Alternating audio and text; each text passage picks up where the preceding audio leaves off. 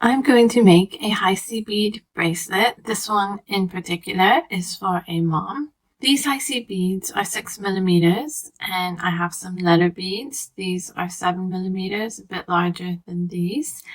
I thought it would be quite neat for a Mother's Day gift to make a bracelet that has mom in the heart and then make a stack of her children's names, and each child's name will have a complementary color, different color. So if I have Jess in purple, and then something like Luca in this neutral color, a mushroom. So those are her children's names, and that is going to be the stack. I think this would be a great stack for a mom who loves color, who loves bracelets, who loves stacks.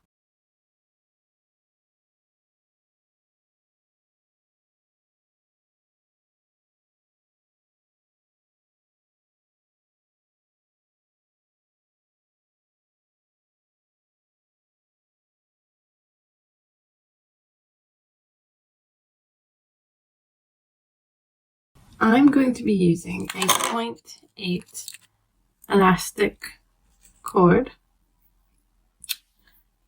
and I wanted to show you this one. It's 0.7, a bit thinner, and what's great about this one is it's a bit more flat, so it holds knots really well, though Stretch Magic is more expensive. So I'm using this generic brand because it's a bit thicker to complement the large holes in the Heishi beads. To put on your Heishi beads, you don't have to do it one by one. What you can do is you can take your strand and you can just slip your cord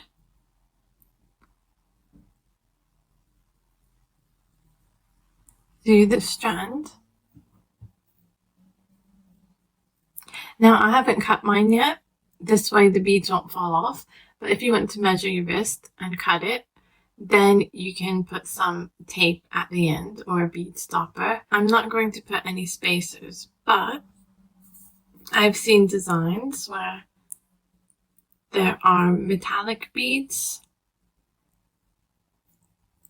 used as like accents every centimeter or two, and I've also seen ring spacers, jump rings, as accents, which is quite nice. So if you do cut your string first, try to leave about this much on each end, so it's easier to make your knots. I'm going to take a pile of these and I'm going to show you how quickly you can turn them into a stack and put them on. This way it's quicker.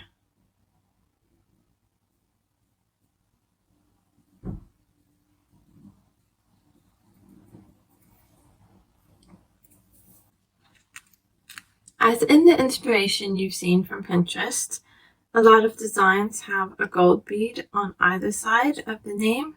So I'm going to go in my little mixed bead stash. These are just loose beads that have come in bead soups or just random that I found on the floor, and I've just put them in a bag. And I'm going to see if I have 2 matching gold beads to go on either side. Having a bag like this really comes in handy, but I found this inside my bag. So I'm going to take 1 bead for each side.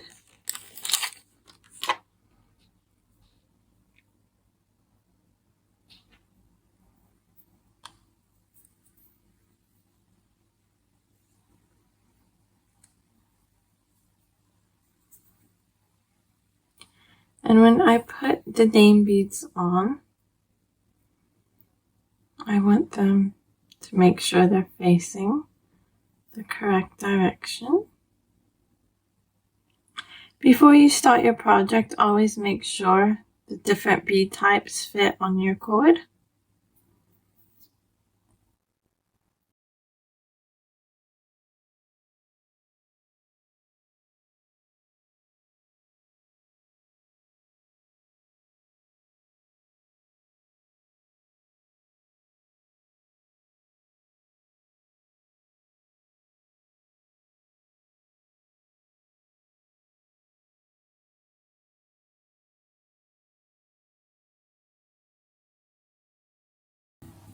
Okay, so I have my rose gold bead on either side. You could choose a larger one.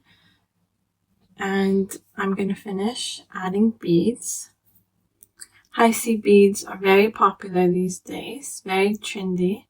And with spring and summer here, they're even more popular because they come in so many summery spring colors. Something I always say is to pre-stretch your elastic. And the reason you want to pre-stretch it is because if you don't, your elastic's going to stretch when you put it on, and you might get gaps between your beads because the elastic's stretched and you don't have enough beads to fill the elastic. So always pre-stretch your elastic. So I'm going to cut here. One more stretch. And this looks good. So I've done one knot, and then my next knot I'm going to go around it twice rather than once. So I went around it twice, and then I'm going to pull and stretch. For security, if you like, you can dab some jewellery glue over the knot. So jewellery glue, it doesn't dry hard, it dries with some flexibility. This way there's no breakage. So now we can cut it. You don't want to cut right at the knot because that may loosen the knot. Give it a little stretch and then cut.